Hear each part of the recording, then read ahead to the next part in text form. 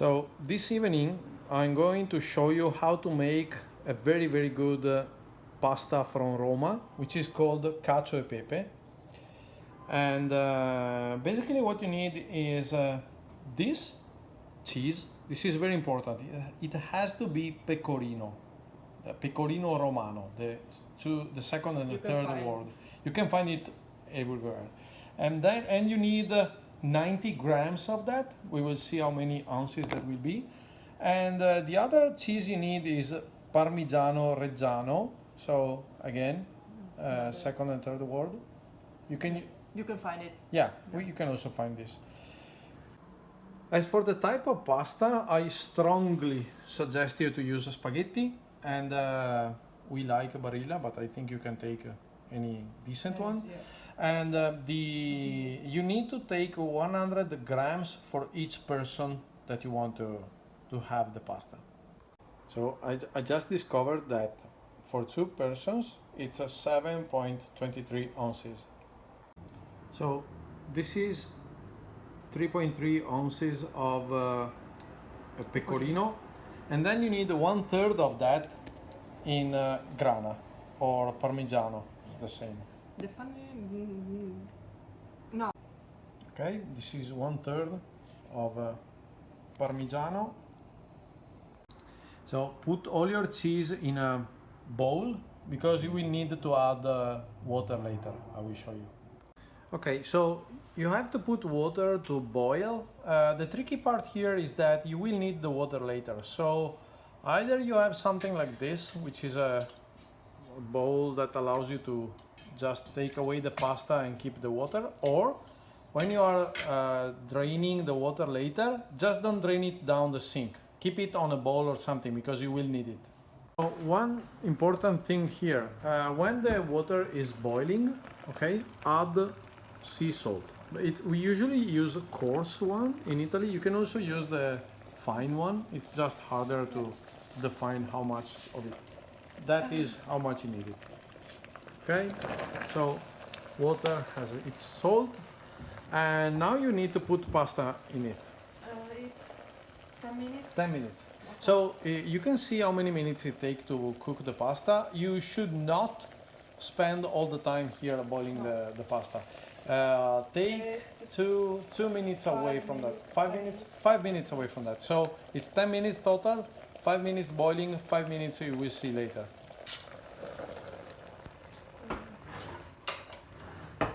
Try to not break the spaghetti. This is important. Not the taste doesn't change, but we suffer every time you break the spaghetti. Spaghetti are meant to stay long. That it's easier to eat later. So try to be gentle, push down the pasta, and yeah, that's it.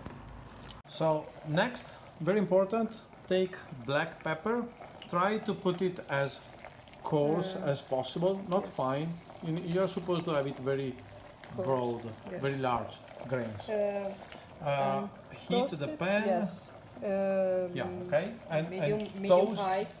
To medium high, and toast the pepper. This is very important because when you toast the pepper, it gets more tasty. It gives taste to the pasta after. Later. I keep making this mistake. It's later, not after. And yeah, put as much as you want. There is actually no real limit. I love pepper, so I try to usually put as much as I can.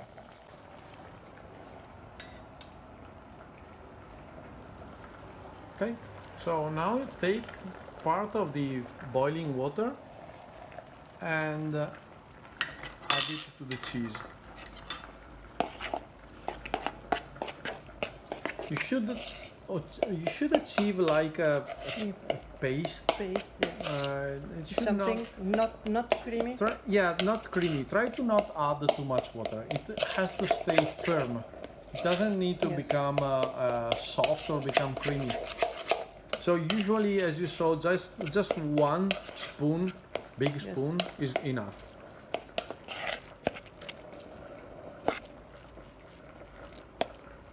We will make the cream later. This is not the moment for the cream. So after this is the pepper. After 5 minutes, if we do not suffocate, I think that was enough pepper. Yes. Okay. Okay. You should not do this. Yes. Take it slowly and drop the pasta into the pepper. So now the tricky part. You're supposed to add a bit of boiling water to the pasta while you basically cook it into the pan. So we're going to show you. You don't need a lot of water. You can always add it as needed.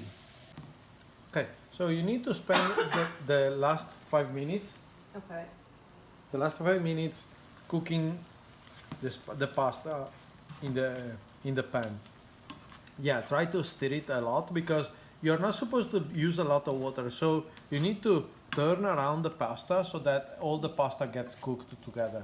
Sounds complicated, but it is not.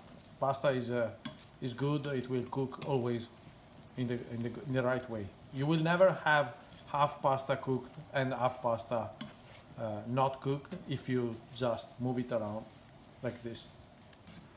Oh, the goal is to have, at the end of the 5 minutes, you're supposed to have basically close to no water. You will see that the water becomes more dense because the gluten is being released from the pasta and it becomes closer to a cream. That is very important. So you're not supposed to finish the water and you're not supposed to drown the spaghetti into water. It's a middle way. You will see in a second. Okay, as you can see, after 5 minutes we still have a bit of water inside. Okay, and you need to cool down the pasta. So take it away from the stove. Even you need to Cool down. try to cool down the pasta. So even if you take it and move it around so that air flows through.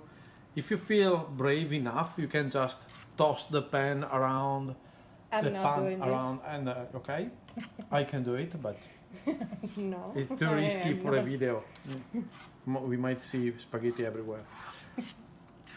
So just like a minute to slightly cool down the pasta, and then we add the cheese. The reason for the cool down is that if you add the cheese too soon, when the pasta is at the boiling water temperature, the cheese does not turn into a cream. It becomes it takes grains, something like that. It doesn't become a cream. So you need to cool down the pasta a bit. I think we should be okay. Yes. So now just simply add the cheese.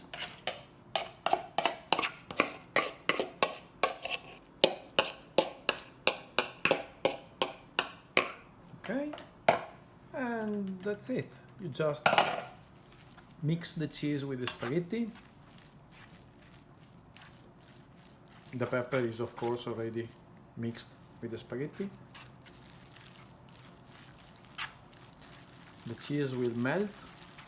Oh, it's very important to buy, as for the cheese, it's very important to buy the Pecorino Romano cheese. It's funny because Cacio, which is the name of the pasta is Cacio e Pepe. Pepe is pepper. Cacio is a type of cheese, but the pasta Cacio e Pepe is not made with Cacio. So you should not buy Cacio, you should buy Pecorino. We don't know why. I think people from Rome were drunk when they named the pasta. But so just remember it's Pecorino, not Cacio. Not that I think it's going to be easy to find Cacio in the United States, but Pecorino is quite easy to find. Yes. And it's creamy and it's soft, and that's it. So this is it. You can just put it in the dish, on the dish, and it's done. Enjoy.